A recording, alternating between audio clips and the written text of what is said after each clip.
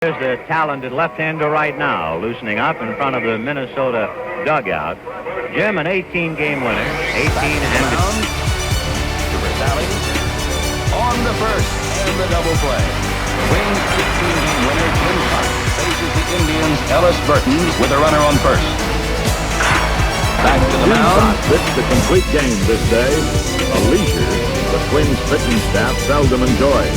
Kaat struck out 7. a line drive to Kaat.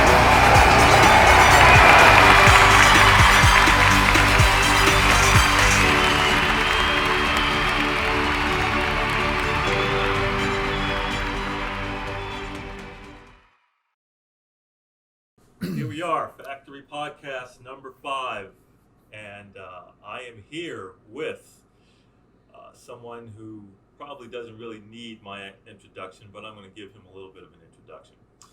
And his name is Jim Kaat, and he is a 25-year, 50-year actually, Major League Baseball personality. 25 years playing and 25 years broadcasting, I believe it is. And we're here to actually have a little bit of a conversation with him. So, first of all, how'd you get the nickname Kitty? Well, you pronounce my name properly, Kaat.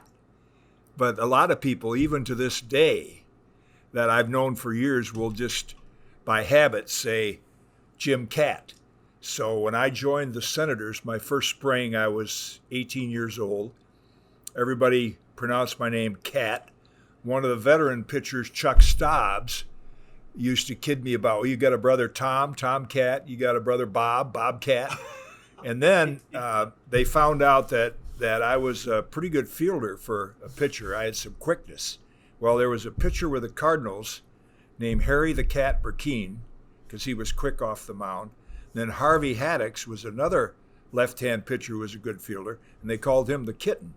So as a takeoff on my last name, they just started saying Kitty Cat. And it's, I've been in foreign countries where out of the blue, I'll hear somebody say, "Hey, Kitty Cat," So I know they know me well when they say that. I tried to I kept trying to all right, it's Kaat, so there's really not Kitty Kaat.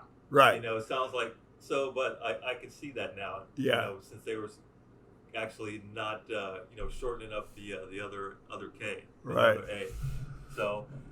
So you were born 1938 in Holland, Michigan, I believe. Zeeland. Right near Holland. Yep. Right near. Well, I say Holland because it was a Dutch, like a Dutch community. It's all Dutch communities around there. Yes. Yeah. And you were born in 1938, which happened to be a fairly interesting time because of you're coming out of a depression, so you're Right. a depression area baby, and you're actually going into you were in a recession the year that you were born. One of the recessions that came out of the depression. So how was that growing up in Zeeland, Michigan during that time? It's interesting. I talked to a friend of mine this morning, Phil Jackson, retired attorney. He's 86, and we talked about how we were so happy that we grew up in the era that we did, because we didn't grow up in the poverty level, but we were, every set of parents in that era watched their pennies pretty closely because they didn't make many of them. Yeah. I never heard my parents talk about the Depression. I never heard them talk about the effect of World War II. I experienced a little of that as a kid, the blackouts when you turned all your lights off and stuff like that. But, when I went away to play baseball in 57, I thought every kid in America grew up like I did. I ate 3 meals at home. I had decent enough clothes to wear to school. Never suffered, never wanted for anything. And yet I think my dad made $72 a week.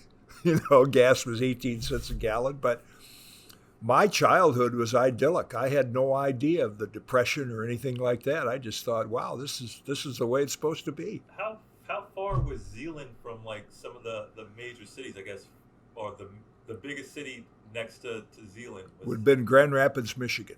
Okay. So I was like equidistant up the lakeshore of Michigan from Chicago and then over to Detroit. Maybe a little closer to Chicago than Detroit, on the very western edge of the Eastern time zone, which for a kid in the summer was great because it would stay dark till 9:30 at night. Yeah, you're pretty high up on the circle. So Yeah. it's almost like I lived in Seattle for a while, and it used to be like it used to get dark in the or it would stay light like till 9:30, almost 10 o'clock on some nights because you were so far close to the circle. So your father was he basically was a shopkeeper, or he had his own He business? was just what I'd call a laborer. He did get hurt in the Depression, but he never brought it up. He had a coal business in Grand Rapids, and then they settled in Zeeland, Michigan. He was a milkman. Owned. I was actually born at home on the dairy, East Limits Dairy in Zeeland, Michigan, and then he worked for a hatchery for years. That was a big industry there. They made the big poultry feeders, and chickens and turkeys was a big industry. But he was a 9 to 5 worker. I can't really say 9 to 5 because it was probably 7 till whenever it got done. Right. That's just what they did. But he was supposedly the authority on sports in Zeeland. Well, on baseball, I'd say he didn't care a lot for other sports. In fact, as a quick aside, the sporting news for years was called the Baseball Bible because all it covered was baseball, minor leagues, major leagues. And then when they drifted over and started covering football and basketball, he canceled his subscription because it would take us all week to read that. But for some reason, as a young man, and this is something I talk to guys my age about a lot, I wish I had asked my dad more questions about, what do you remember about Ty Cobb, Babe Ruth, things that happened back then. Right. But for some reason, he took a liking to the Philadelphia Athletics, who were owned by Connie Mack. I think the reason he did is they were kind of a poor team. They had to sell a lot of their players, but then they became successful. And they had a left-hand pitcher named Lefty Grove. Yeah, I remember the name. Became a Hall of Famer. My dad actually, with my uncle and aunt, my mother drove to Cooperstown to watch Lefty's induction in 1947. So I was raised on baseball lore. I followed the Philadelphia team like he did. He was not a skilled player, but he knew the rules. He kept score for all the town softball games at night that, right. In summer, every little town had softball teams. And if anybody ever had a question on baseball, they'd call him. All people in my town were going to get together and send him to the $64,000 question, that show they had on TV for the baseball categories. But so, yeah, that's where I learned a lot of my baseball history from, which I didn't know at the time, obviously, but now in broadcasting, that's helped me a lot, because I'll say some things about events that happened in baseball years ago, and somebody said, "How in the world do you know that?" I said, "I grew up with that kind of stuff." Trivial Pursuit on baseball. Yeah. From your dad. So Zeeland was actually, I guess, a pretty good hotbed for softball. I think every town in the Midwest, a lot of towns had a baseball team, adult baseball team, but then softball was pre-Little League, and every night there were three. Every weeknight, I want to say maybe 3 or 4 nights a week, and it was within walking distance of our house. They played a softball game at, I want to say, 6, 7, and 8, and all these little country towns would come. And actually, I pitched more fast pitch underhand softball than I did baseball till I was 16, because that was a big sport then for every little country town. And I think that was true, of a lot of towns in the Midwest. Did they have lights? Or? Yeah. Okay. I mean, they wouldn't compare to the lights today, but yeah. Of course, nothing compares to the lights today. So when did your father finally, did he put a baseball in your crib, or did he have you walk No, I got a picture with my sister when I was probably 6 or 7 years old. I had a glove and a baseball, but I just picked it up, started throwing it. He never, he wasn't. I didn't have little league parents. I mean, I pitched, well over 1,000, probably 1,500 games in amateur professional ball. My mother saw me pitch one game. That's pretty. Yeah, and not that she wasn't interested, but she had stuff to do at home. I can relate with that. Yeah. My parents didn't actually see me play in college until my junior year. We were playing, happened to be playing in New Jersey in a regional, and that was the first time. Actually, she saw me play once in high school, but that was like the first time in college that they had seen me play. So I could get that. And Yeah. I'm not even going to talk about all of the club games that I played. They never came to that really any of No. that stuff. And So- and that helped me a lot attitude-wise, because my dad was at the games, but I never knew where he was. He would never sit behind the coach in basketball, because some parents would, because they thought they would influence the coach into playing their son. Right. And my dad would be in the far corner somewhere. I knew he was there, but he had a great influence on me. And my mother, the fact that Little League moms today are hanging on the fence and screaming at their son to do this or do that. I wasn't subject to any of that stuff. I'd come in and fortunately in our town we had pretty good athletic teams in all sports, but I would come in after a basketball game. Well, how'd you do tonight? Or baseball. We won most of the time. I said, well, we didn't do too well tonight, got beat. Well, you did the best you could, didn't you? Yeah. You'll do better next time. Don't worry about it. And then my dad, on the other hand, and you to relate to this as basketball was really my best sport, but I was only 5'10", so I was a little, I'd be like a point guard, a short point guard today. But every now and but every now and then I'd score more points than I normally did. And I would come home. I lived 3 blocks from the school, from the gymnasium. I'd come in and felt pretty good about the points I scored. And first thing my dad would say is, boy, Carl threw you some nice passes tonight, didn't he? Right? Just kind of take the air out of your sails. Right, exactly. Just kind of taught me early on, it's not all about you, right? Definitely a team sport. Yeah. So you had a growth spurt? I mean, you were like, I saw where you were basically, you went from like 5'6" to 5'10". I mean, did you like go into high school? Did they start high school at ninth grade? Yeah. I actually could have gone in and athletically, I wish they would have done it. I was born in November, so I went to school in September at age 4. So they could have held me out till the following. Yeah, my parents did the same thing. Yeah, which by the time I got a year early. Yeah. So yeah, I went from the first game I pitched in high school baseball as a freshman. They cut the sweatshirt in half and it still hit my wrist. I was like 5'4". Wow. And then I went to 5'8", and then 5'10". And then I think, being the only kid at home at that time, my sisters and my brother I was the youngest of 4, so they were gone. So I don't know whether it was the appetite or working, where I had a tremendous, and all of a sudden, I was a late bloomer. I started, because my relatives would say, what are you going to do when you grow up? I'm going to be a baseball player. And they'd all say, oh, poor little Jimmy, he loves baseball. He's just too short, So then I went in to college as a freshman, and I was like a swingman in basketball, because I could play guard, because I had the skills from being 5'10". And then at 6'3", a forward our center was 6'5", in 56 and 57. So I could swing both ways playing basketball there at 6'3". But yeah, I just shot up out of nowhere, and I was fortunate. My mother was a seamstress. She made, I'd say, the majority of the wedding dresses in my hometown. She's the one that sewed them, that made them. Nice. So she was making clothes for me so I could keep up with my growth. And you probably made it a little bit different because you had longer arms and legs. So always nice to have somebody to basically, tailor your clothes. So did you have success as a high school baseball player? Yeah. I think my record for 3 years, we didn't play a lot of games, but I was I think 17-1, 17-1, 17-2. I didn't throw hard.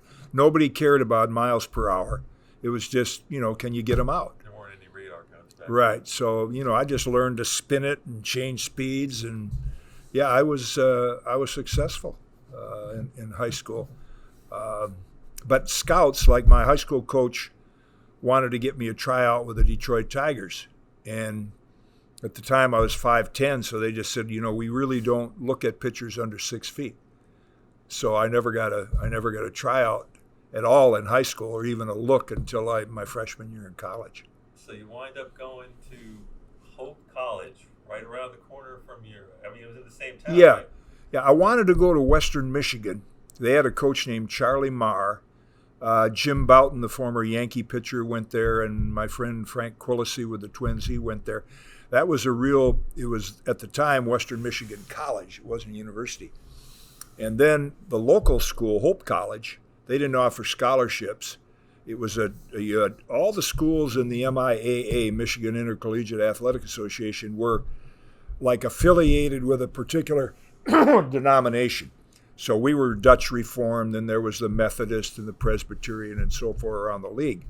So they didn't have scholarships, but this laundry, Modern Laundry, the Borgman brothers, they gave me a job. I think tuition was $750 or something. So they gave me a job in the summer at their laundry, and I'm lifting these laundry bags from the motels and hotels, and I think that's really where I began to, to get a little more height and strength. So the coach there, the way they sold me on it, look, you can go to Western Michigan, but you might be fourth on the depth chart. You may not get a chance to pitch a lot. When you come here, so that's what I did. It was close to home, and I went to my freshman year at Hope College before I signed. And who did they play? Did they play like just local schools, just other well, we had Bible schools? No, it was a D. Today it would be a D3. We had Alma College and Hillsdale and Albion and Calvin and Kalamazoo. So we had a regular conference of. It's funny you mentioned Alma, because I had some of the kids that I've trained. Actually, one of them in particular actually graduated from Alma College. Yeah. He played football at Alma College. So I guess it's all still. Forget what part of Michigan, somewhere around Southwest. Yeah, they're all near Grand Rapids. They're in the southwestern part. Yeah. Yeah. So it's funny you should mention that. So your college career, you're basically successful in your college career from the time you started? So we played. I tell the college kids today, and they laugh about it. Our schedule, we played 12 games. We played 12 games. We played 6 7-inning doubleheaders. And I think 1 or 2 might have been in snow flurries, because you start in April, March or April, and Michigan's cold. But I'm used to that weather. I grew up in it. So my roommate in college pitched. We were roommates and both on the baseball team. So he pitched one game, I pitched the other game. So I pitched 6 games. I was 6-0. I gave up, I think, 2 runs in 7 So one game, I'm pitching against Kalamazoo, and the scout is there looking at the Kalamazoo pitcher, another big left-hander. And I had a good day, so he said, I better go back and see this kid again. So the next week I'm pitching against Alma. He went back. I had another good day. So he called my dad and said, I want to invite him down to Chicago when the Washington Senators come in and try out. So my dad drove me down there. I tried out. The manager, he said, oh, kid, you signed with us. You'll be on my staff in 2 years. So, of course, we're driving home, and I'm all excited about that. And my dad said, he probably says that to a lot of young men, to give them some encouragement. So, sure enough, in those days, if you got more than a $4,000 bonus package, you were what we call bonus babies. You had to sit on the bench at the major league level, right, take up a roster spot so the teams didn't spend all this money on a lot of players. You might never get to pitch. And so the Chicago, after Washington offers me the $4,000 package, which a lot of money to me. And especially making what you were making before. yeah, and And then the Chicago scout's been following me. I didn't know that. He called and said, I think I can get your son $25,000 from the White Sox, because he said, I think he'll be in the big leagues in 2 years. And I'm not paying close attention to that. My dad's telling me about it later. I just wanted to play. So he said, we're going to take the 4 and go to the minor leagues and learn how to play the game right, not start up here. And as it turned out, I got called up actually 2 years and a month after I signed with him. But I think back about that, I did after I got maybe in my 20s, and I would say, that was like 6 years' salary for my dad. Yeah. But he never batted an eyelash. Nice to have the scout and the agent be the same person. Yeah, so because he had followed a lot of these players that got big money. I had a teammate of mine that he got $35,000, and he had to sit on the bench for 2 years, and he never developed really into a successful pitcher. So he followed a lot of stories like that, and that's the reason he wanted me. He said, you got to start down here, and it's all kinds of things, as you know from sport. You're learning to live alone. You're traveling, and there's a lot. There's a lot to learn about being a professional. Yeah. That you never, unless someone actually tells you, or you ask, they you never know. You just don't know. I mean, I remember being a college kid, having a free agent tryout, with the Lakers. And, I show up, they tell me where to show up, I show up, guy hands me a key to a car, hands me an envelope with some per diem money in it. He gives me my tells me, all right, you need to show up at X Y Z at this time so we could outfit you, and see you. Yeah.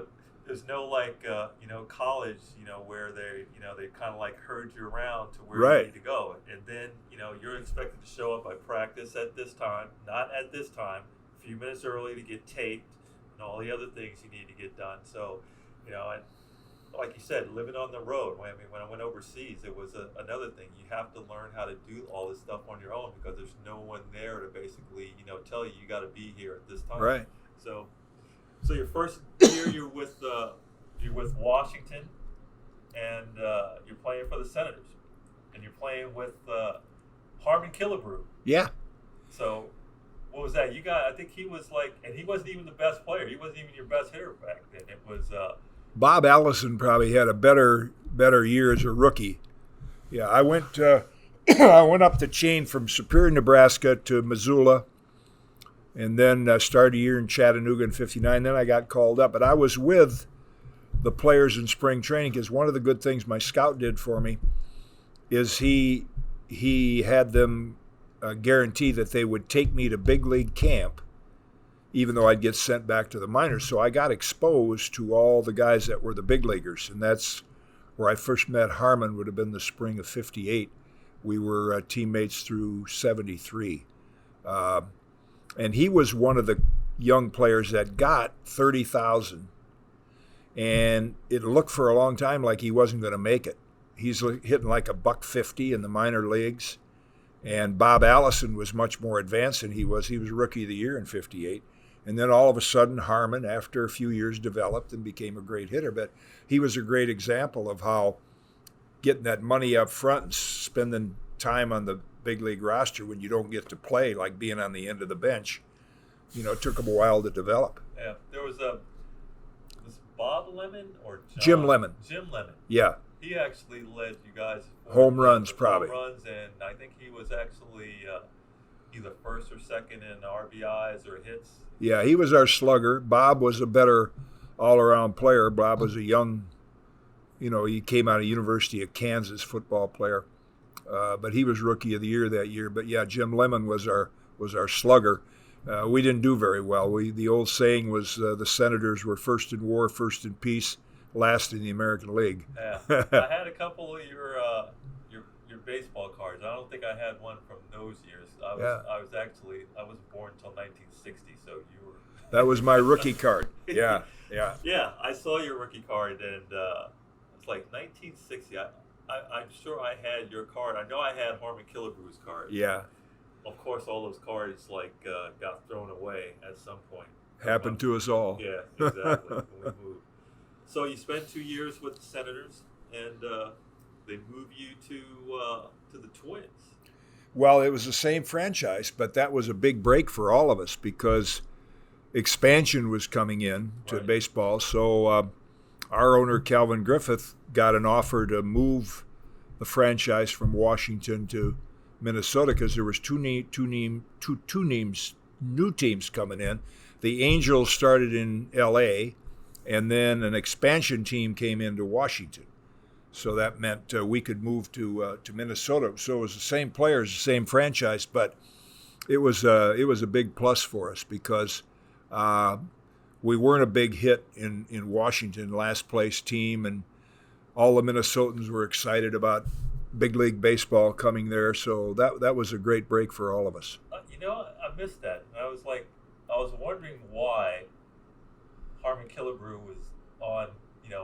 I was going to ask you that. Whether you followed Harmon or Harmon followed you to the Twins. Yeah. But yeah, you guys just all went together. Yeah, it's still confusing because we were the original Senators that moved to Minnesota.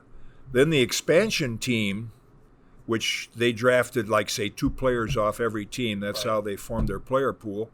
And they were at Washington for 8 years. Then Bob Short, who owned the Lakers, he moved them to Texas. So they were the Texas Rangers.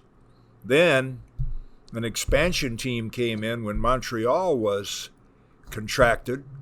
Then they started a new team in Washington. I guess it's got to be 10, 12 years ago now. The Nationals. So there's actually 3 different teams that had Washington as their.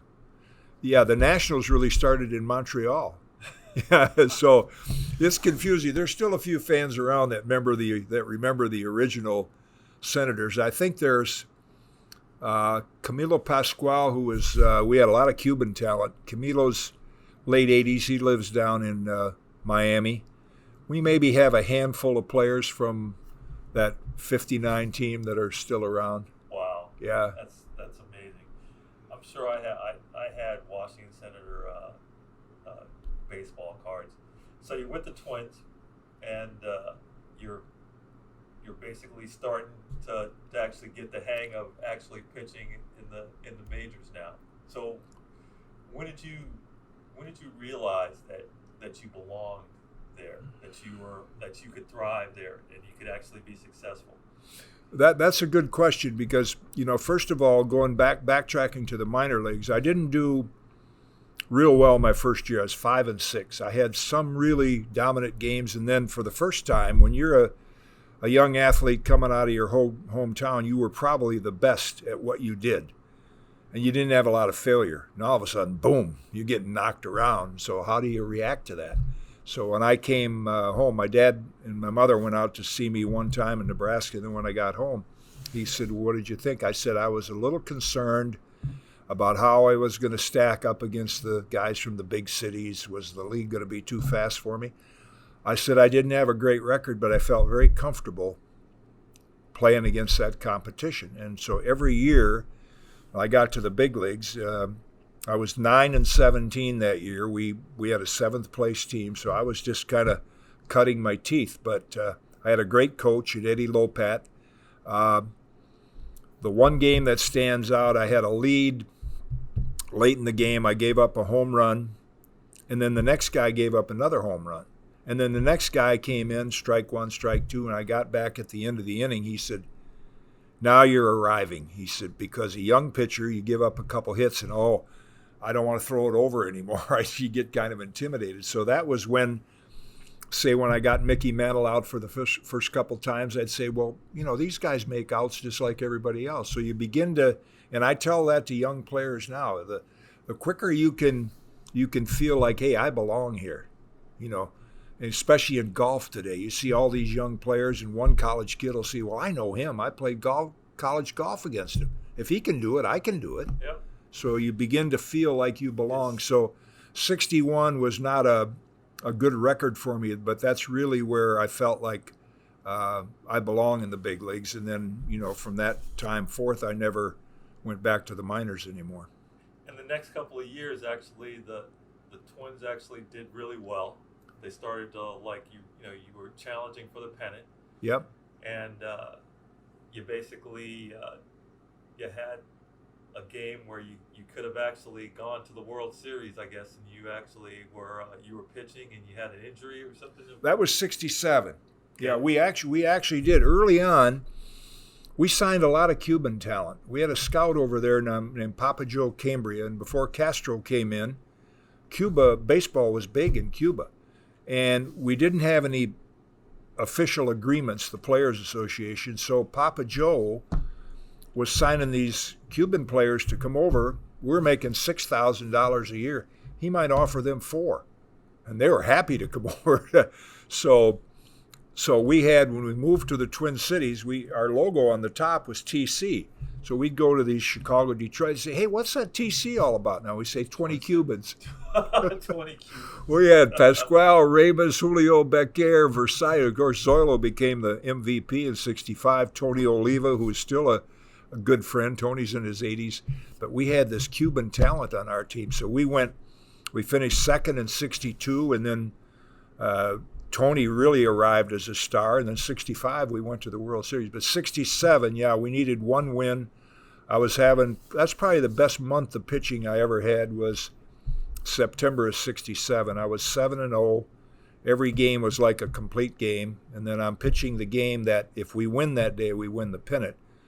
Carl Yastrzemski of the Red Sox, when I see him, still says, if you didn't hurt your arm, I don't know if we'd have won. But I just threw a pitch in I think it was the third or fourth inning, and now the Tommy John surgery takes care of that. But that was the injury that I had that pitchers now have the Tommy John surgery for. I tore that ligament in the elbow, ulnar collateral ligament. Collateral ligament. Yeah.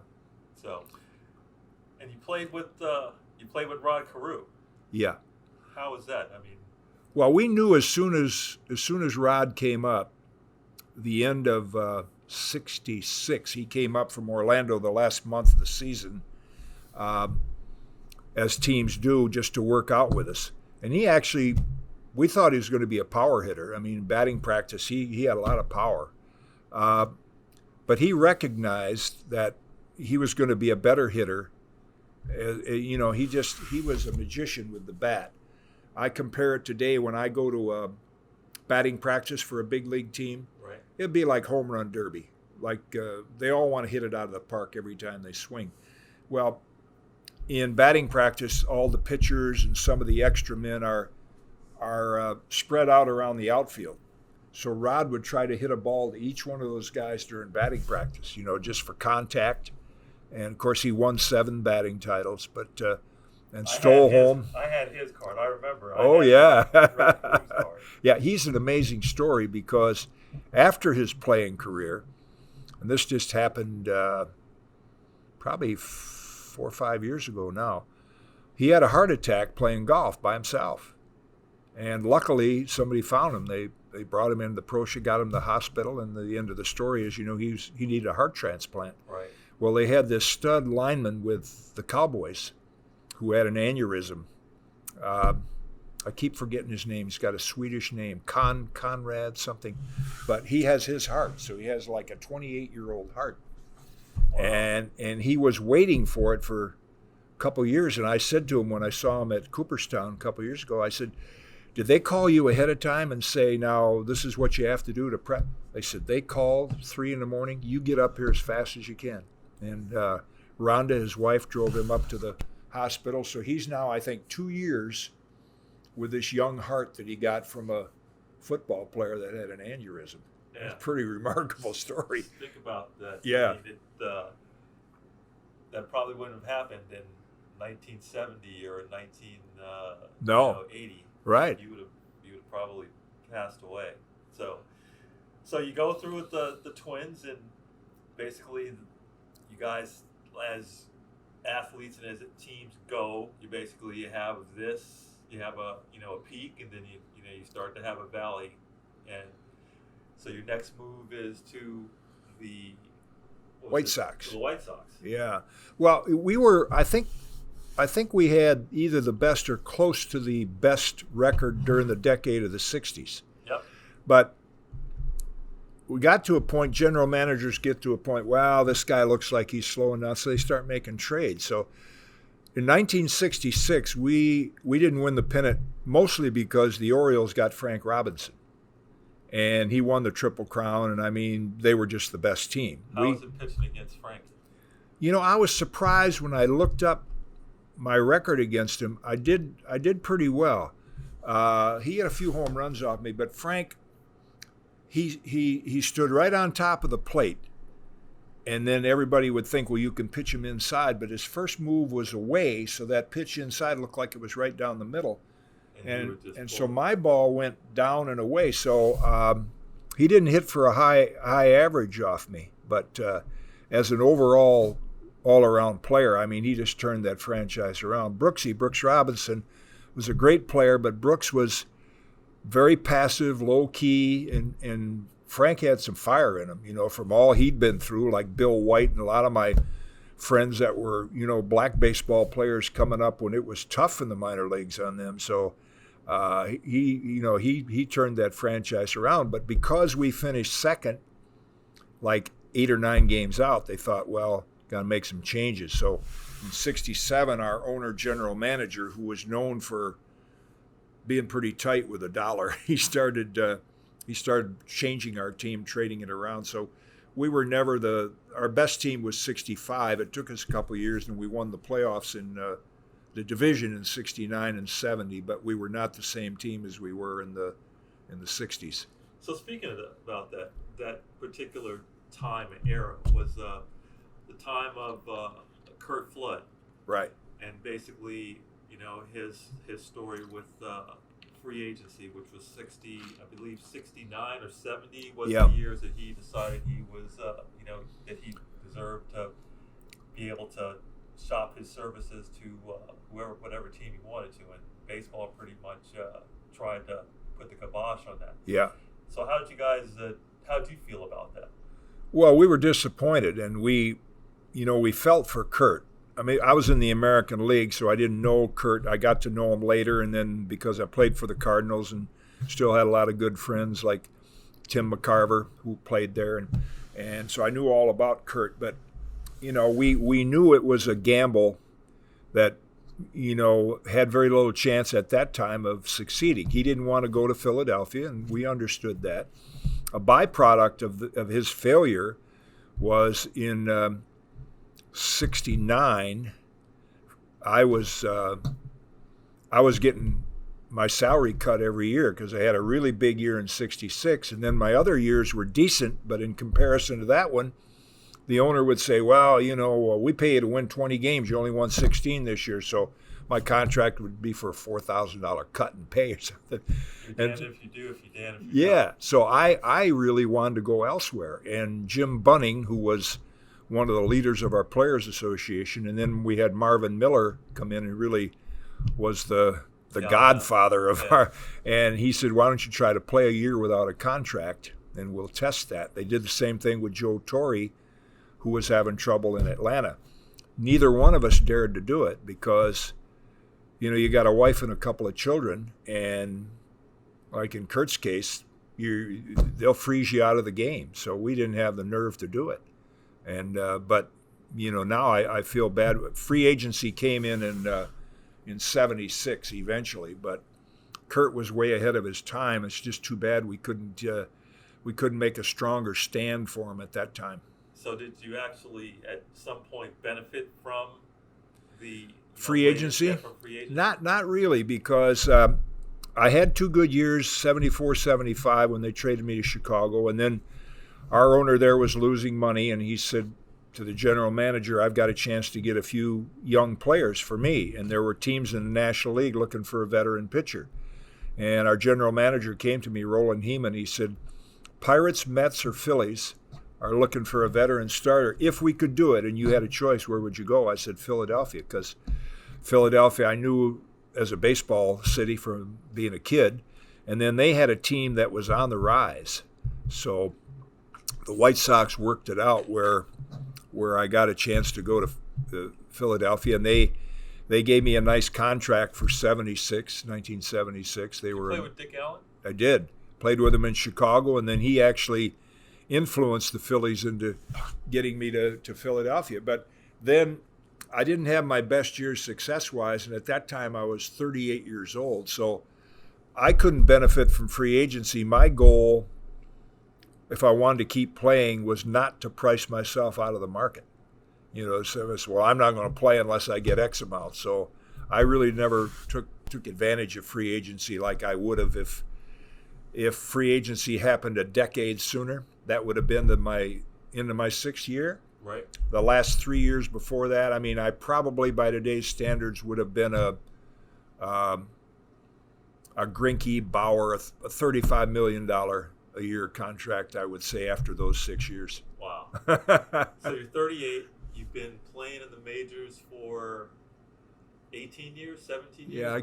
I came up in 59, yeah. How was your body feeling? I mean, were you thinking about it being like, did you think you could still play? I mean... Actually, it felt better. I remember I was good friends with Freddie Cox, who was a field goal kicker for the Vikings then. I remember. Yeah, and I knew the Twins were going to unload me, and it's kind of easy to, if you've had 15 years in, you've had some success, it's kind of easy to say, well, you know, if it doesn't work out this year, I've had a good career. And if you fall back on that, your career's going to end. Did they have a pension program during that time? Yeah, we have a very good pension program. That started back in the 40s when a lot of the players back then got together and they formed a pension that we benefit from the All-Star game and the World Series. X amount of money goes into the pension plan. So you're 18 years in. God pretty much had to be invested by that time. Oh yeah. So yeah. why? I mean, I love the game. Yeah, I wanted to play, and I remember warming up in the bullpen in '73 because I had the arm injury in '67. They didn't have the surgery then, so I gradually was coming back. And how'd you rehab that? Well, the fortunate thing was I heard it on the last day of the season. And you didn't have MRIs or X-rays, so I don't know how badly it was torn. So I rested all winter. The only thing I did after I did nothing for maybe 6 weeks, I played a lot of racquetball, and then I had this hanging bar in the door jamb, and I would just kind of hang and stretch. And then I went to spring training the next year, and I didn't have the power, and every now and then I'd feel a little pop or something there because the adhesions were tearing. But I never missed a start, so I started all those games, but each year I could feel I was getting a little bit stronger. Then 72, I was having a great year, slid into second base and broke this navicular bone. So I'm done for the year. Now I'm coming back in 73, not pitching that well, but I know my stuff is getting better. So I said to our bullpen coach, Bob Rogers, who went on to be a manager, I said, I know they're getting rid of me, but I said, they're making a mistake. Because I said, I'm not done yet. So now Chicago picks me up on waivers. I'll never forget the day I'm playing golf, Minnetonka Country Club. I'm on the 6th hole. Guy drives out in the car. He said, hey, there's a fella on the phone named Roland Heeman. I said, yeah, I know who Roland Heeman is. So I go, you didn't have cell phones, right? I go to the clubhouse. Yeah, he said, we just picked up your contract on waivers. And I thought maybe the Yankees or the Royals, because they were first and second. The White Sox were down, 500 team. And he said, you are the first guy under the rule, if you have 10 years in the big leagues, the last 5 with the same team, you have an opportunity to turn it down. So he said, you're making $60,000. Took me a long way to creep back up to get, and he said, we're prepared to give you a contract next year for $70,000. I wanted to jump through the phone line, sign the contract, right? And I said, well, interesting. Why did you claim? He said, well, Johnny Sain's our pitching coach. You've had success with him, and we're looking ahead to next year, and we think so that worked out. That worked out great. So I go to Chicago and have those two good years with Johnny. But I kind of knew after 67 that from there till 73. I was getting a little stronger every year, and that's I wanted to keep playing. And then those 2 years were both 20-game seasons. So you tore the nerve, you tore that ligament, and you never had surgery on it. No. You just hung from a door jam and played racquetball and it healed itself. It scarred itself back up to where it basically. Yeah. Now, see, repaired itself. without MRIs and X-rays, how badly it was torn, I don't know. I just remember I threw a pitch, and it was like I hit my funny bone on the corner of that table. Right. And man, it was. And so I took my arm, I shook it a little time, I got the ball back. The next pitch I threw probably did more damage on that one. It went up there like it was on a parachute. Nothing. And then they came out and said, well, they had to take me out of the game, obviously. And then the club doctor for the Red Sox looked at it. He's feeling around there, and oh, yeah, that hurts. He said, well, I think you tore that ligament. So how badly it was torn, I don't know. But I didn't really get any power back. But I think with you being in the business, our muscles will heal themselves. Yeah, ligaments will heal. I mean, ligaments basically they attach bone to bone. So, I mean, I actually partially tore my medial collateral. So, and I never had surgery. I basically just, I splinted it, isolated it, and then basically rehabbed it. So, kind of the same story. But that was like, I mean, people have like surgery on that and are out for 18 months. Right. So almost 2 seasons. Well, see, you couldn't afford, you didn't have multi-year contracts. So if I went to spring training the next year and I couldn't pitch, I'm going home looking for a job. Right? Selling cars.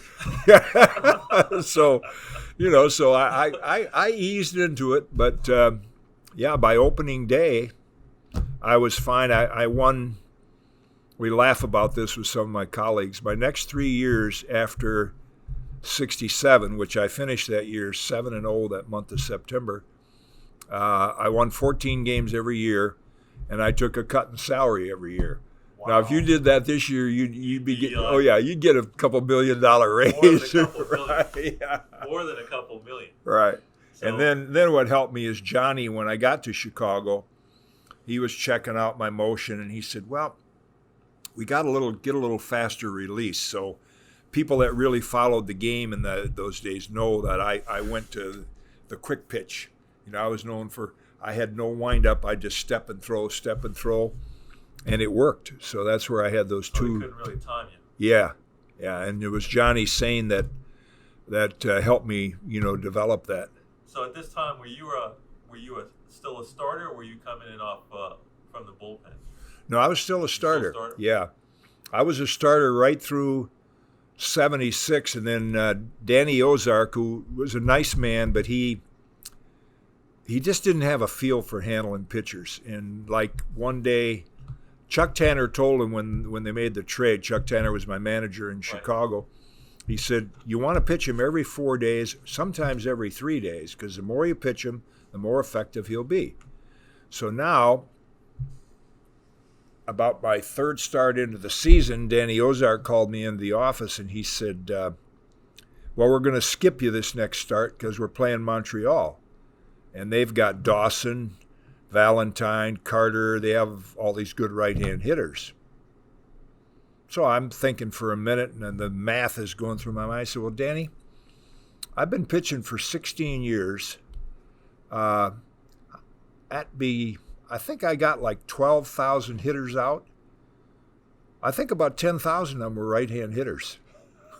I had to get some of them out. I couldn't, right? You would think. I mean, yeah. But anyway, he started, spotting me, starting me here, and I didn't adapt to it. Well, in fact, I actually went to the front office. I didn't want to make any waves, but I said, this is not going to work out well for you guys, as well as it should. Because I said, the more I pitch, the better I'll be. So I didn't have real good individual success, but those are the best teams I ever played on. We won 100 games every year and still have great friends from those years. So then you went from Chicago to the Yankees. To the Yankees. No, it was Chicago to the Phillies. To the Phillies. Right. Yeah, and then I'm not being used at all. But I made it a point, and it would kind of make Danny mad, because I made it a point in the bullpen with the bullpen coach. I said, I want to get up every other inning and just throw a little bit. I can't just sit down here and rot. So we're in San Diego, and we're losing late in the game. So I get up, and I'm warming up. I had imaginary hitters. I'd throw to 2 or 3 hitters. Well, all of a sudden, we come back and we score some runs off Raleigh Fingers, who was Hall of Fame closer for the Padres. So we tie the game up. We've already used all our good relievers. The phone rings. I said, Bob Tiefenauer's our bullpen. I said, Tief, got to be me. Nobody else is here.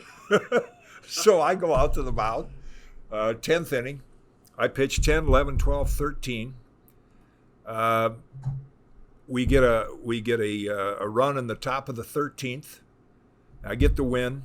And Bertie Tebbetts, who was a former player, is scouting for the Yankees. And they need a left-hander in the bullpen because Goose Gossage got hurt. And they were going to move Guidry to the bullpen. So he turns in a report that I can help him. So from there, we go to San Francisco. And the next day, I get a call and said the Yankees just acquired you. Yeah. So I went from the Phillies to the Yankees, which was quite an experience, the Bronx Zoo. Yeah.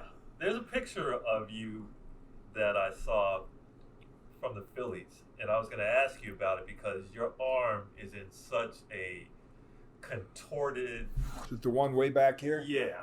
Yeah, I have it. I have it's there's one with the Cardinals too where it actually looks like I broke my arm. Yeah, it looks like your arm is literally broken. And right. From you actually, saying that that you tore that ligament, that just the contortion of your arm, just I was like looking at it, I was just like cringing. Yeah.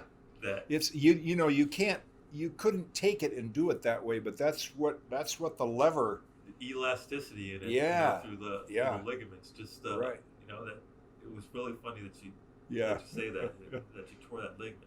So you're with the Yankees. So here we go. Thurman Munson, Willie Randolph, Bucky freaking Dent, right?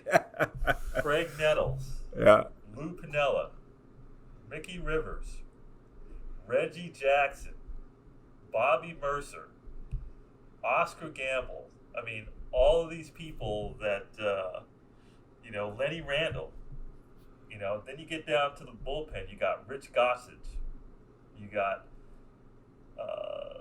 let's see, Dick Kidrow. Yeah, Catfish was there then. Guidry. You got Catfish Hunter. You got Dave Righetti, Ron Guidry, right? I'm looking at all these guys, right?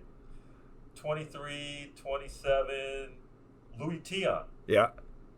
25, 30, right? 30 years old. And then here we got Jim Kaat, 40. Yeah, right. yeah, Louis and I were teammates in Minnesota for a while, so we were kind of the elder statesmen. Yeah, that was weird, but I'll never forget. We played bridge. We had a group of guys in the Phillies that played bridge, and we'd keep score. I think the dollar amount was 1/4 cent a point or something like that, and we'd add it all up, and then about every month we'd have a dinner. And it was usually Mike Schmidt that sponsored the dinner. He wasn't playing very well, and so we're going out for dinner that night when I got the call. And I said, well, I'm going right from here to the airport because I'm going to catch a red eye and go to New York. So could barely almost walk there from Philadelphia. No, but we were in San Francisco. Oh, that's right. Yeah. So I catch the red eye. I get in the morning. I can't go to a hotel, check in. I just have the cab take me to the ballpark. It's, 9 in the morning. I walk in, and Bob Lemon's there. He's the manager. He said, well, welcome to the Bronx Zoo. Got his feet up on his desk, smoking a cigarette. And he said, can you pitch today? I said, that's why I'm here. So. And they were actually playing at the 161st and Grand Concourse. Right. The old original. I used to ride the train past that stadium, right? I lived in Brooklyn. Me and my brother and my cousins, because my grandmother lived on 181st and University, and my grandfather lived across the street. And we used to go to my grandfather's house, clean his house for $5. Right. And then go to my grandmother's house across the street, and she would feed us. And then we'd come back, and we would actually jump the train and to basically get back to Brooklyn. Now this was like a couple of years before that, but it was at the same. They were still playing at that stadium. Yeah. You were in there at when you're 79. Yeah, I was in college, but like 76, 75, That the D train? No, it was actually the 4 and the 5. Oh, that's right. Yeah, the 4. Elevated. Yeah. Elevated. Yeah, because we used to catch it sometime to go back to the city. Behind the center field fence, you could catch the train there. Yeah. So what was that like? I mean, oh, it was, if you had social media then, I mean, it was funny. The first day, when Lem said, "Can you pitch today?" I said, "Sure." So lo and behold, we're playing the Angels. He brings me in to face my old teammate Rod Carew. I was going to say. With first and third, and I get a double play ball. The first guy I faced. So, Decision. Yeah, that was my first really experience at pitching out of the bullpen. So that took a little getting used to, but just the characters on that team. Greg Nettles, I had actually he stayed in my house in Minnesota for the month of September in '67 because he got called up, and to find an apartment for a month was not easy for these guys. So I said, we got an extra room. So he was with us in Minnesota then, so I knew him from my Minnesota days, and you knew all about these guys. You didn't know them well, but the tragedy of that year, of course, is when Thurman was killed that year. Yeah, being with the White Sox, Bucky Dent, Goose, and myself all lived out in Tinley Park, and we used to eat at an Italian restaurant called Traverso's, and they loved Thurman. So they said, "You think you could ever get him to come out here?" So I arranged it that after the Tuesday game, we went out to Traverso's after the game. The restaurant was shut down. Mama Traverso cooked a big Italian meal for us. We had Thurman, Nettles, Fred Stanley, myself, Goose, Bucky. And then Wednesday, Thurman played in the afternoon game. And then we all went back to New York, and he went to Canton. And then it was the next day, that day off on Thursday, when he was testing his new plane, that he had the plane, and that was for the rest of the season, it really was just a numbing experience, Oh, and one of your leaders actually passes away like that. Yeah. Suddenly like that. Yeah, that was quite a memorable, not in a pleasant way, time to go through, because everybody, you love Thurman. There was a little head bumping because when Reggie came there, he thought he was going to be the man and not Thurman. But, yeah. And Reggie had the candy bar then, that came out, the Reggie bar. Yeah. And those guys how had. How many fist fights did you actually witness? No, they didn't have any fist fights there, but they could get on each other verbally pretty good. So. No fist fights? I No. could have sworn there was like. Well, the reason I got traded there is Cliff Johnson bopped Goose's head against a wall or something, just playing with him. And of course, Goose got mad and he jammed his finger. That's when he got hurt, went on the disabled list. But the fist fights, probably not the fist fights, but the fights probably came later between Billy Martin, the manager, and Reggie. Yeah, I was gone by that time. I think that was the next year. Maybe it was the year before. But the candy bar, they'd have fun with that. And Thurman would holler over. Nettles just had this great, one-liners he could come out with. He said, "Yeah, when I was a kid, I always wanted to either join the circus or play for the Yankees. Now I get to do both at the same time." But so Thurman hollers over at Greg and said, "Hey, have you tried one of these new Reggie bars yet?" And Greg said, "Yeah, you open it up, it tells you how good it is."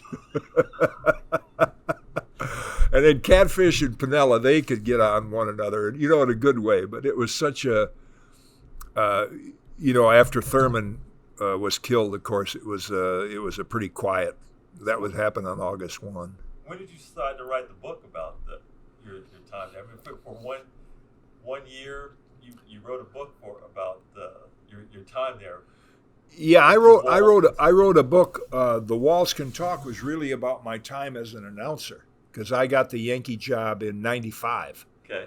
And then Triumph Books was doing a series where the local announcers would write a book called If These Walls Could Talk. And it wasn't meant to be a behind-the-scenes tell-all stuff.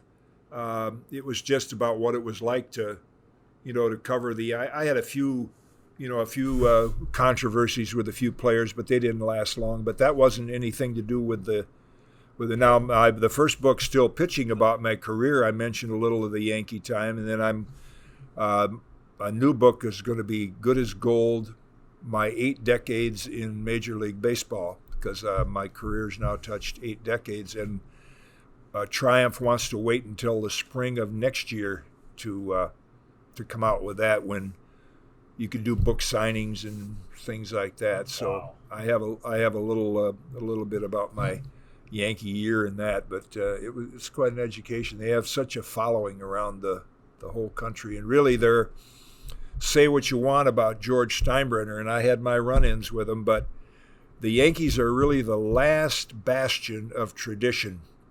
You don't see them in these colorful jerseys. They don't have the name on the back. You don't see guys with facial hair, long hair. They wear their uniform the right way. There's a discipline there that I really appreciate.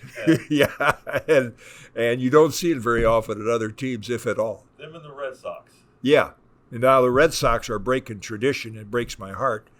So They're going to wear these yellow uniforms, blue and yellow. Yeah, in honor of the marathon. Well, they're not fooling me. They're doing that because they're going to sell some more jerseys, right? Yeah. So you go from the Yankees, and you get picked up by the Cardinals. Mm-hmm. So I'm on a list called the 10-day DFA, designated for assignment. Okay. So I knew my first month of 80, my friend Doc Cannell was a team doctor, and he said, look, they're going to put Rudy May on the disabled list the first month. They're going to have to carry you. So they carry me the first month, and then Rudy's healthy, and so they put me on this waiver list. So I'm home to Philadelphia. I think my career's over. And about the 8th day in, I get a call from John Claiborne, the general manager of the Cardinals. And he said, can you be at Busch Stadium for a noon game tomorrow? He said, we just picked up your contract. I said, John, you could have waited 2 days and I'd be free. And, you know, they pick up my contract for what it was with the Yankees, but they wouldn't have had to pay that. And they'd have to pay me the minimum, probably was all. But he said, no, we really need help in the bullpen. And I said, well, you're not talking to Rich Gossage. You know, I mean, I'm 41 years old or something like that. So I get on a plane the next morning. I go to St. Louis, 12 o'clock start. My friend Pete Vukovich, who was teammates of mine in Chicago, is the starting pitcher. So I get in, the game's already started. I got my uniform on, go around the tunnel, down the bullpen. About the 6th inning, I said to Dave Ricketts, the bullpen coach, I haven't thrown in 10 days. Could I get up and throw a little? Yeah, come on. He calls done. He's going to get up and throw a little. Now the phone rings. It's Kenny Boyer, the manager. Ricketts says, hey, then you can go in the game? I just got here, but yeah. That's what I'm here for. Right? So I get to the mound, and Pete Vukovich looks at me and said, what are you doing here? He didn't even know I was on the team yet. So we hadn't seen each other in probably 6 years. So I did well. I saved games, I think, my first 3 times out of the bullpen. So that was. What's that feeling like? The feeling of, you know, coming out of the bullpen, you know, you're running out to the mound, you know, the crowd's either booing you or they're cheering you. You know, you get some instruction from the manager, or he just says, you know, do what you got to do. Yeah. And he hands you the ball. What's that? Yeah, they didn't have all that information then, and I had a little experience with the Yankees coming out of the bullpen, because the biggest challenge from a starter to a reliever is you come in as a reliever, and you know that getting those 4 or 5 outs are really crucial to the game.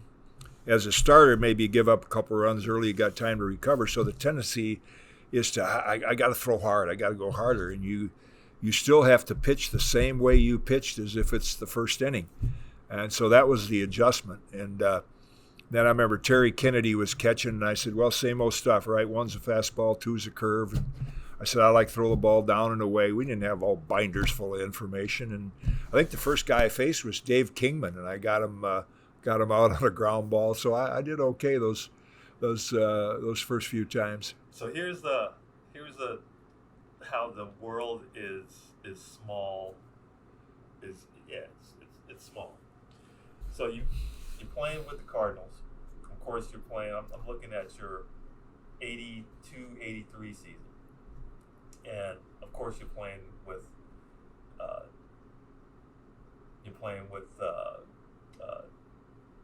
Keith Hernandez. You're playing with Willie McGee. You're playing with all these guys that are like hot shots. They're like the name guys. Ozzie right? Smith. Ozzie Smith. So Ozzie Smith happens to be a Cal Poly, alumni. Right.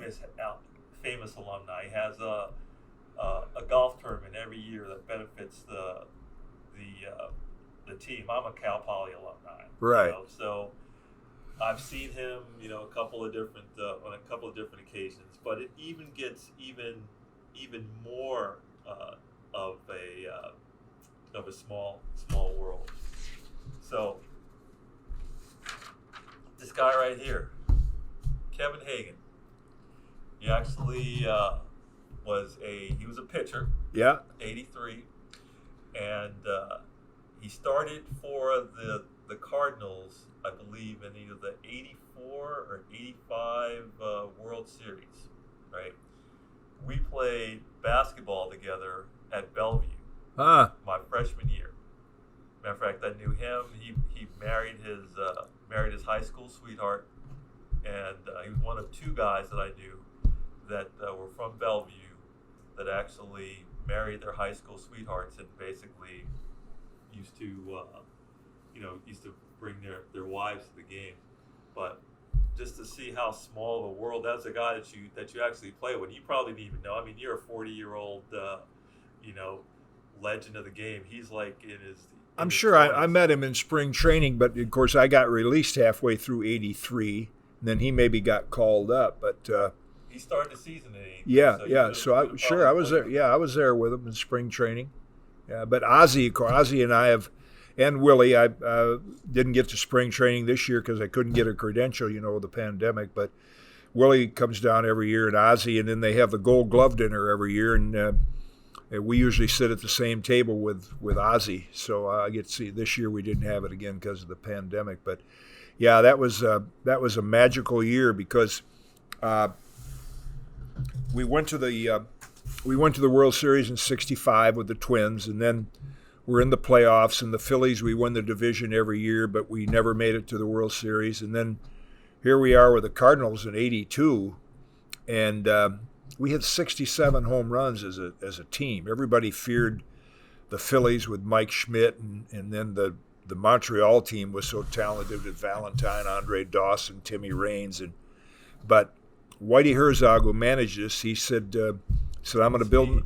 Yeah, he said I'm going to build my pitching staff from the ninth inning back. Got Bruce Sutter. He said I want you to be my lefty guy, and we had our little team within a team down there. And then with AstroTurf and Busch Stadium they didn't hit a lot of home runs there then. Now they hit a lot of home runs everywhere. So he traded off a lot of the guys, even Teddy Simmons, who was a popular catcher. He traded off guys in exchange for speed. He stole Willie McGee from the Yankees. George wanted to rescind the trade after a while. But the Yankees had like Mickey Rivers and Gamble and Reggie. They had enough outfielders, so they dish off Willie practically for nothing, a left-hand pitcher named Bob Sykes, and he became a star. So that team was so much fun to play on because it was still the last team that really played baseball the way I was raised. And we ended up winning the series that year. So fast forward to '97, I'm watching the Orioles and the Indians on TV. They're playing in the championship series. So my friend Tim McCarver's doing the announcing. He said, well, if the Orioles win and go to the World Series, it'll be the first year back to the World Series for Cal Ripken in 14 years. Who holds the all-time record for most years between World Series appearances? So I'm scratching my head. I said, I think I'm the answer to that question. Yeah, and I was. So 17 years later, my last full year, I get my World Series ring. That was like magical. Wow. Yeah. Talk about coincidences. Yeah. So when did you finally feel, did you feel at this point that you had done enough and that it was time to hang it up? Not really.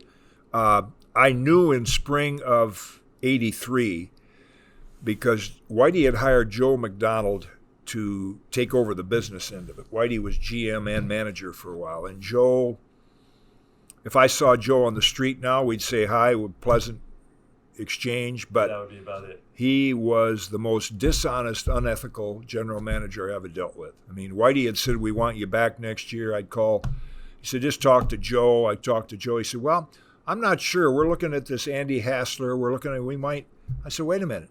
Do you ever talk to Whitey? I mean, he just said, come up. He wants me back next year. So this went on with quite a battle. And then I had said the average reliever that has at least 5 years of service, their annual salary is $500,000. I know I'm not going there.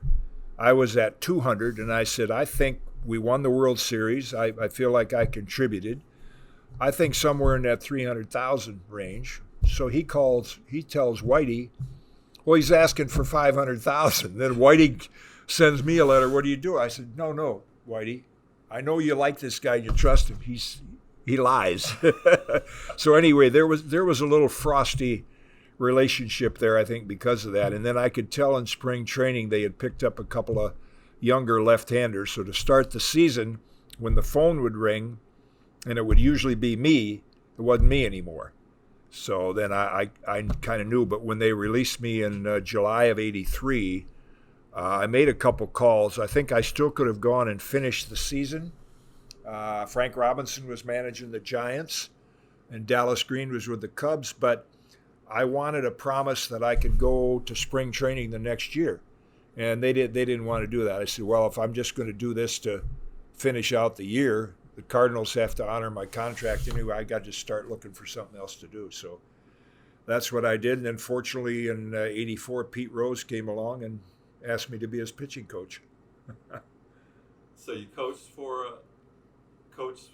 pitching for a couple of years, and then decided you wanted to get into broadcasting. I mean, how did that come about? That was just kind of by accident, because in the days of my playing career, if there was a rain delay, you didn't have cable television then, the announcers would, and me being a player with a lot of experience in the game, they would send somebody to the clubhouse and say, would you come up to the broadcast booth with like Richie Ashburn and Harry Callis with the Phillies and kill some time? So the producers of those shows were saying, when you get done playing, you ought to look into this business. I said, when you're playing, you think you're going to play forever. You don't think about that. So that's really where I made some contacts. And then I got a call from a young man, Jody Shapiro. He ran Home Team Sports in Washington. And we had the 51-day strike in 1981. So he had called me and said, would you like to do some minor league games with Ralph Kiner? Ralph Kiner. Yeah, first game I Kiner's did. Corner. Yeah. So the first game I did on that Home Team Sports was in Rochester with Ralph, and Cal Ripken was playing shortstop for Rochester in '81. Yeah. Wow. So that's kind of how I got in with then ESPN, and it's kind of snowballed from there. And I've been very fortunate. It's been I played for 27 years professionally, and now this will be my 35th year broadcasting. Wow, that's a so like I was going to retire a few years ago. I remember when my oldest sister passed away at 94, but this was, I don't know, 30 years ago, I think. And no, it wasn't that long ago, because I had 50 years in the game then, so it was like 12 years ago. I said, I think I've had enough. I think maybe it's time for me to retire. And my oldest sister said, what are you going to retire from? You never worked a day in your life. All you've been doing is playing games. If they only knew, right? Right. If they only knew the sacrifice that it takes. Yeah. So what would you say was it harder? Is it harder being a broadcaster, or is it harder being a player? Well, they both have their challenges. Broadcasting I call legalized robbery, but there is an adjustment. You have to learn that.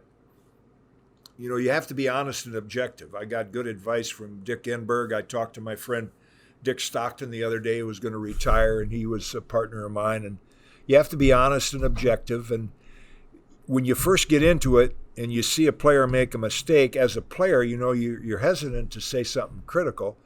Because how you felt when Yeah. you were criticized. Yeah, so I had a few.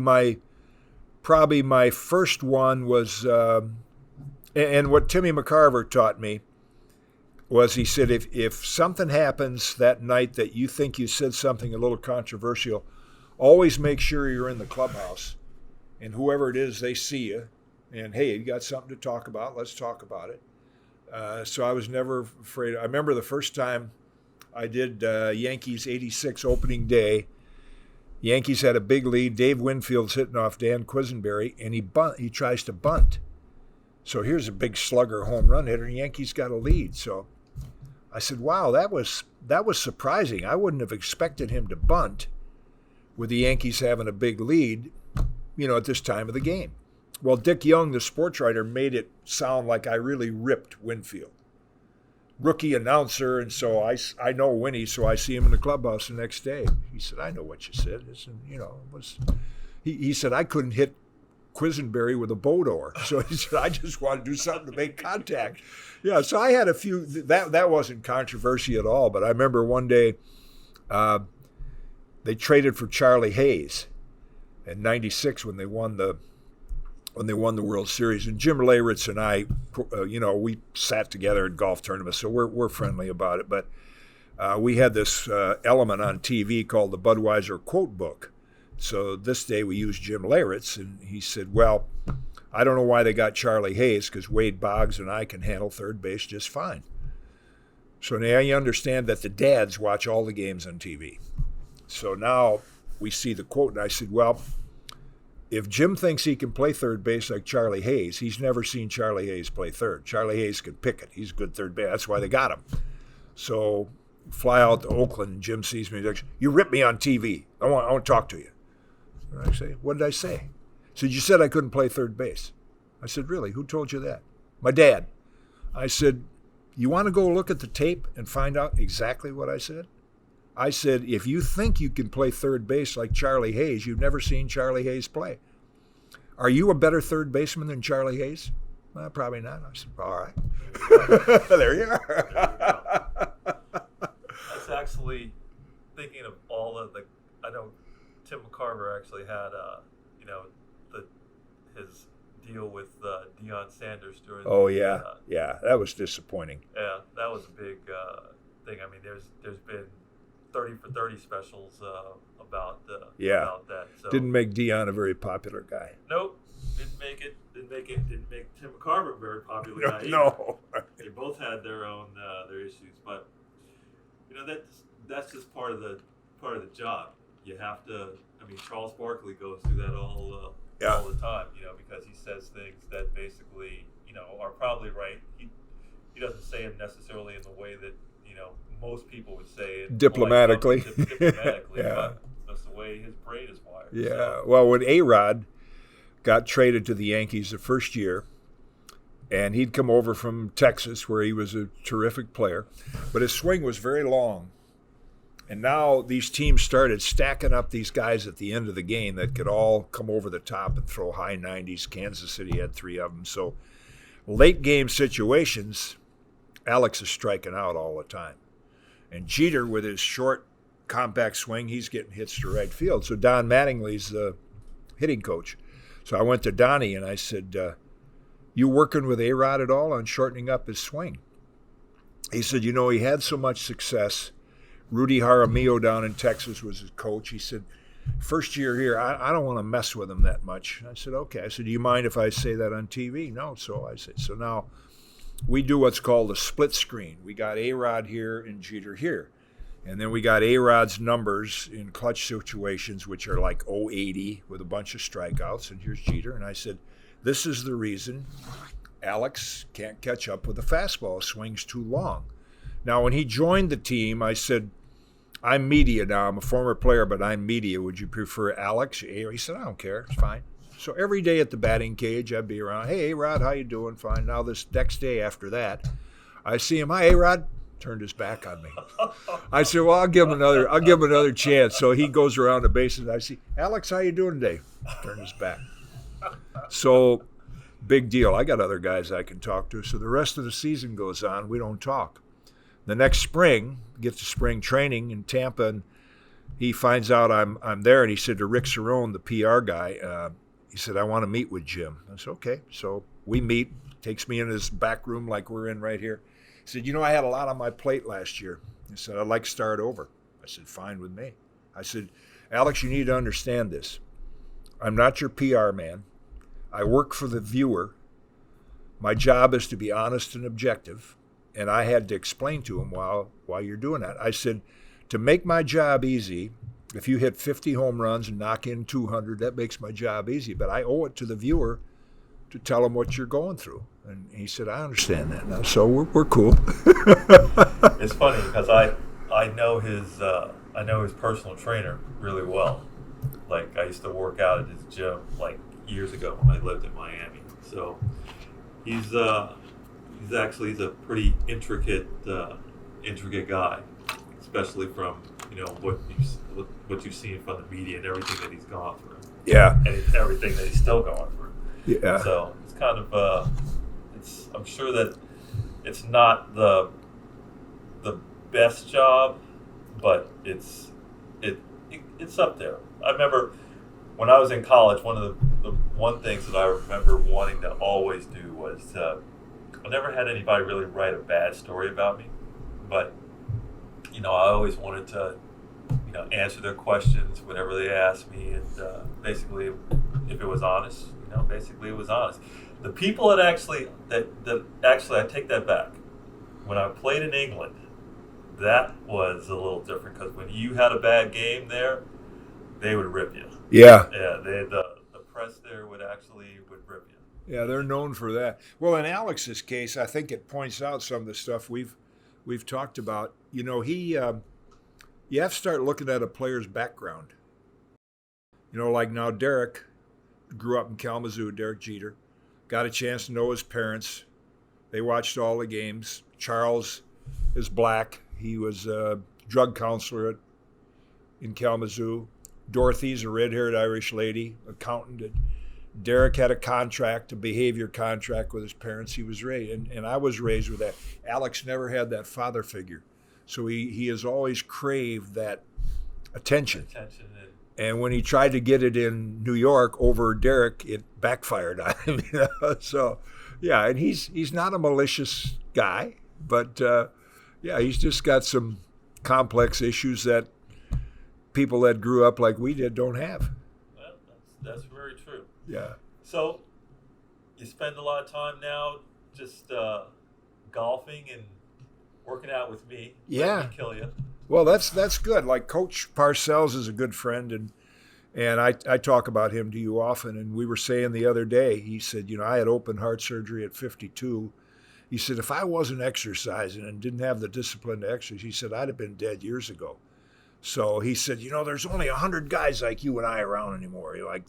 But I find out that, and you reinforce it with doing cardio and stuff, is that if you want to continue to be healthy, and I'm lucky because I played till I was 45, and then I've always stayed somewhat active, but I see some of my teammates that, they're just not doing well physically. And it's tough if you haven't done anything for 15 years and then all of a sudden you say, well, now I'm going to get in shape.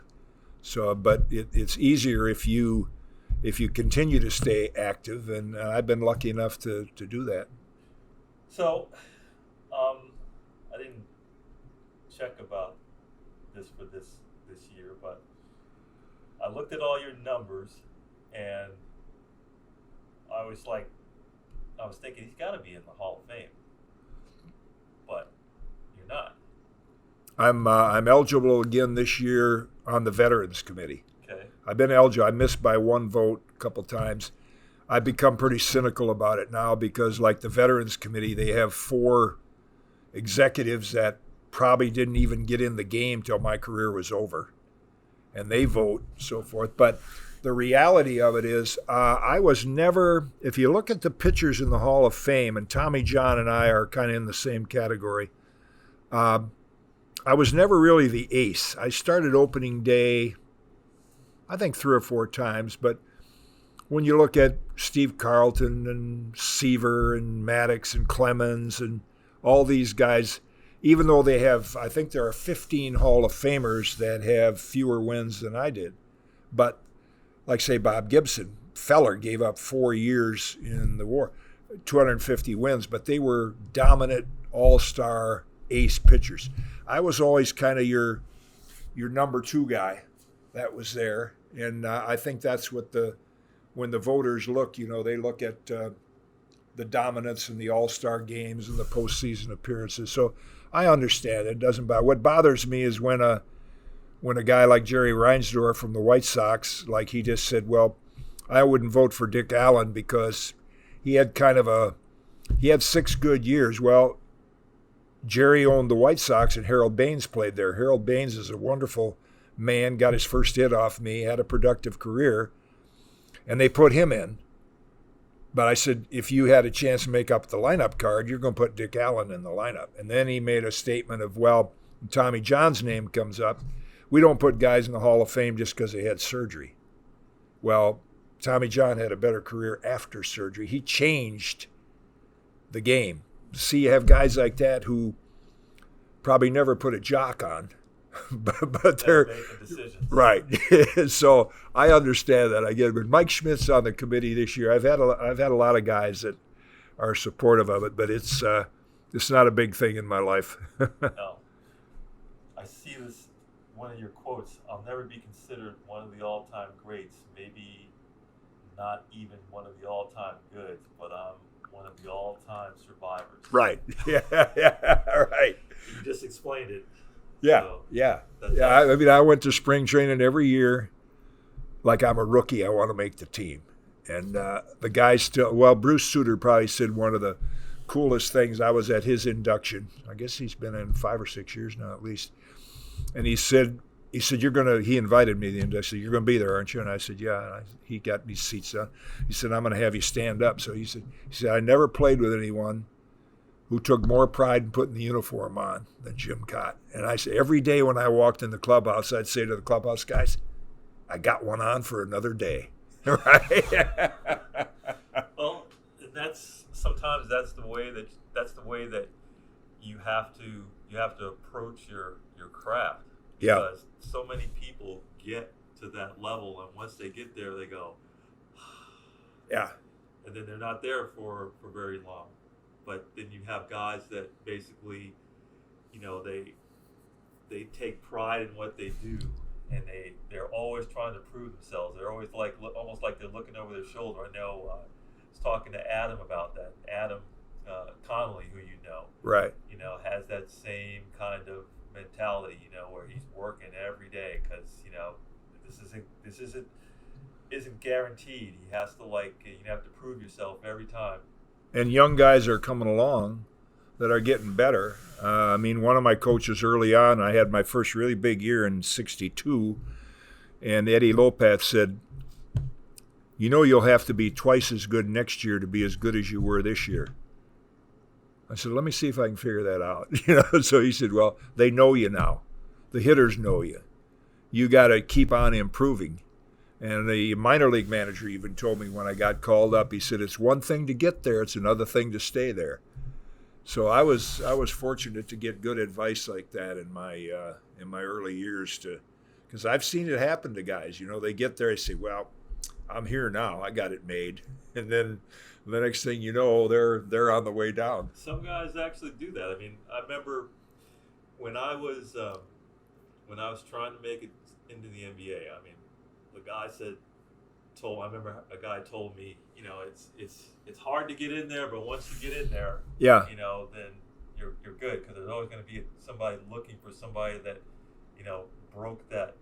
broke through there, and there's X amount of teams, but the guys that actually just stayed there and just bounced around, and then the guys that actually went there and actually made their mark and actually left the game better than it was when they left. Those are the guys that every year they tried to prove themselves. Every day Right. they tried to prove themselves. Right. So it's kind of interesting. So you actually have charitable, I guess, group that you use with that you work with my friend Margie, who is your wife, Right. and benefits the boys and girls clubs of Martin County. Yeah. Well, Dee Dee Brooks, who lives out on Jupiter Island, puts on they have a big auction every year, and I usually donate either a play around to golf or something. But then I've gone to the boys club and down there. I think they have a branch now up in Stewart as well, but they have the one down there in Hobe Sound. Yeah. So I've gone there, and man, it's to hear the stories of the kids that are influenced by the boys club. And what's nice is that, sometimes wealthy people get accused of being greedy and don't care about anything else. But when you take the foundation that they have in Jupiter Island, the amount of money that they and time that they put into those boys clubs to help boys and girls that don't have the kind of childhood upbringing like we had, get a chance and end up being successful. Well, it isn't always like that, where you kind of think about the one or two that they're the exceptions rather than the rules. The people that actually help out, you really don't talk about them. You always talk about the one or two that basically don't, that should but don't. Yeah. So, and the boys and girls clubs are a really good benefit especially for the kids. I mean, I never went through the boys and girls clubs, but we had all these other different types of CYO and stuff. Yeah, my real pride and joy, of course, is when back in the early 2000s, a good businessman, he's since passed away, Jack DeWitt, a few years younger than I am.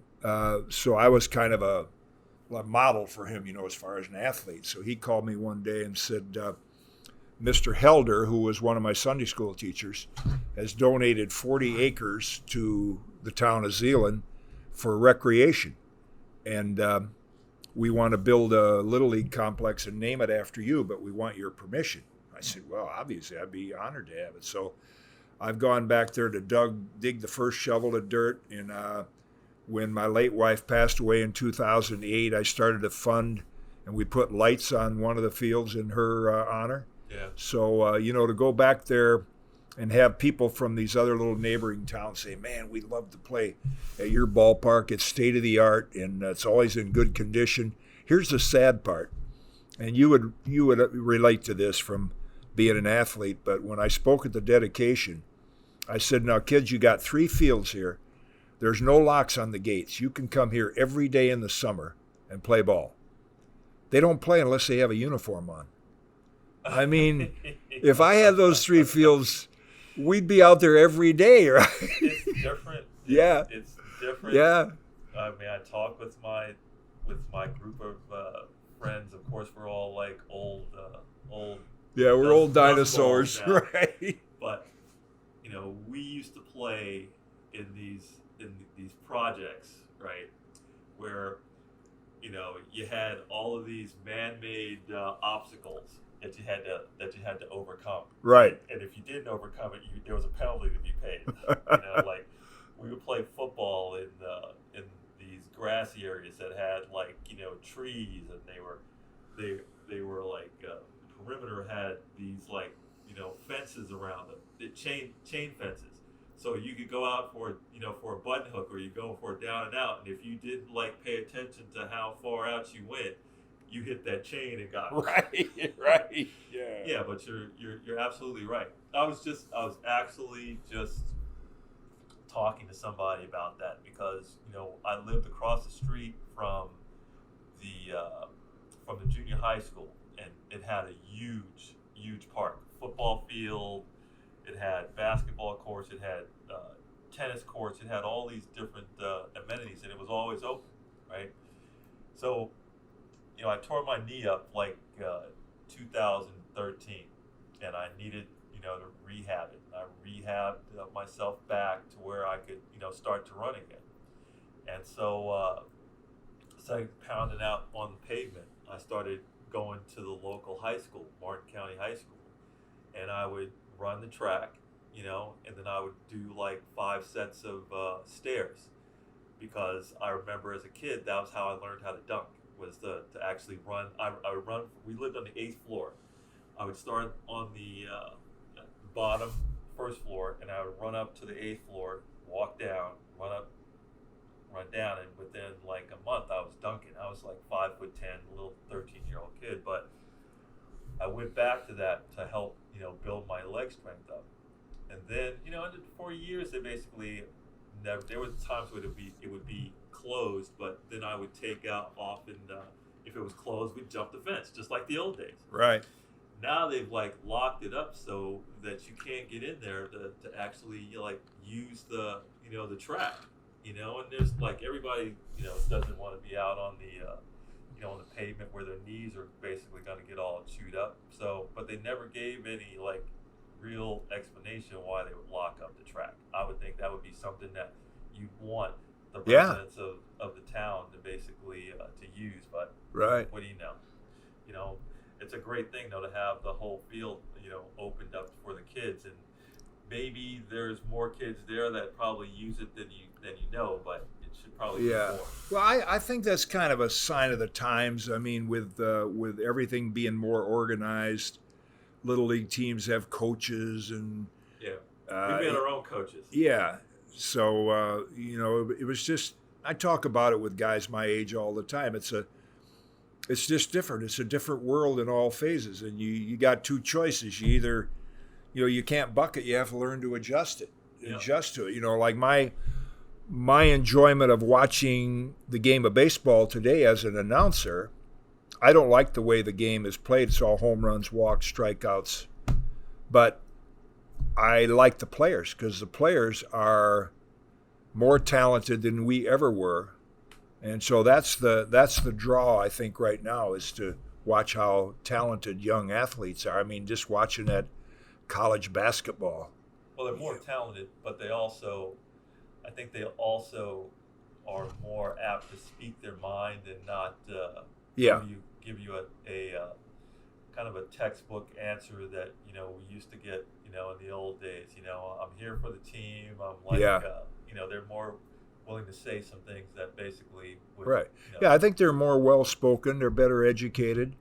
They're better prepared. I know, like in baseball now, that kids come out of, say, years ago, all my Cuban teammates, they barely could speak English. Now they're training them how to handle the media and how to take care of themselves, and things that would have helped a lot of athletes in my era, like Dick Allen, playing in Philadelphia. That was a very racist city and had an adverse effect on him. If he would have played in St. Louis with Gibby and Kurt Flood and Brock, been an entirely different atmosphere for him. So now they're kind of training players and prepping them for that. So I think they're more comfortable now as young players when they come in.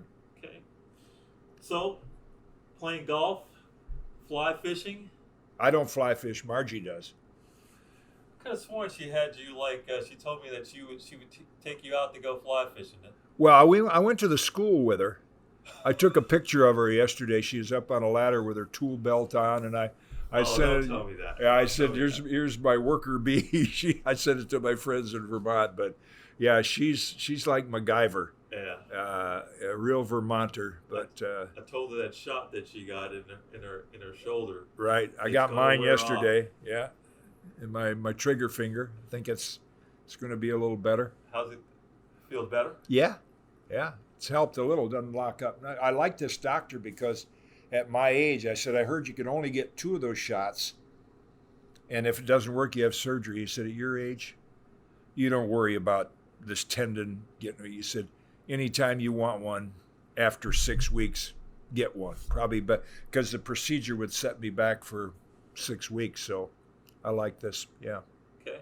Well, that basically, definitely to have both your hands or use to both your hands is going to increase your quality of life. Right. So you never want to have where you can't use your hands. Right. So where do you see yourself next 5 years, next 10 years? Just basically continuing to do what you. Well, I've got good genes, but as you know, I went through a little tragedy here recently with my 55-year-old daughter who was healthy, diagnosed with cancer, lasted only 4 months. So you plan for the future, but we don't know where we're going to be tomorrow. So, you don't take anything for granted, but certainly I enjoy what I'm.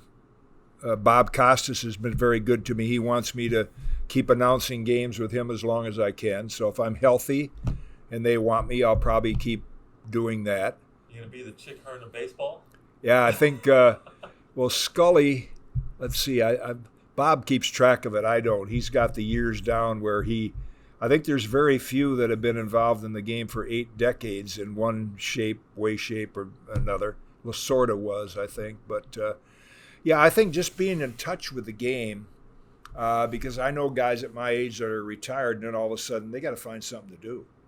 So I'll always want to stay active and keeps you active, keeps your mind sharp. Right. Because when you don't have anything to do, that's when usually you go. Yeah, and you just sit and rot. There. Yeah. Exactly. Right. So, well, I really appreciate the fact that you were able to come out and I enjoyed some it. of your time and basically have a podcast with me. I think we actually covered most of the subjects that I wanted to cover. Right.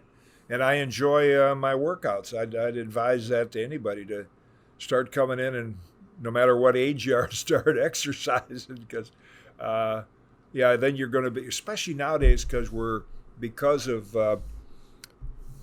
of diet and just lifestyle, we're living longer. Yesterday, a friend of mine at the golf club, they were talking about a mutual friend, and he recently passed away. And my friend Don said, "Yeah, and he was only 76." Wow! I mean, only 76. Yeah, now that's the way we start looking at things. So, 76 now is not. 76 is not that old. Yeah. Now, I mean, in the continuum of things, it seems chronologically old, but with all of the the advancements in medicine, it really isn't. And if you want to have a quality of life in those especially if you're healthy, you got to be healthy enough. I have a lady up in Vermont that she's legendary. Pat Knuckles. She flew in World War II. She was with the WACs, flew supply planes. Played hockey till late 80s. She quit, and then she was mad because they wouldn't check her anymore. Was still hella skiing a few years ago, but now she's gone downhill now. But she stayed active right up till her mid 90s. Yeah. I think about that. My grandmother is 100. She's going to be 101 in July. Yeah. So and she's still, filled with what vinegar. Right. Good. But hopefully I'll make it to that. That'd be good. Mark. Yeah. So. Well, I enjoyed it, Kevin.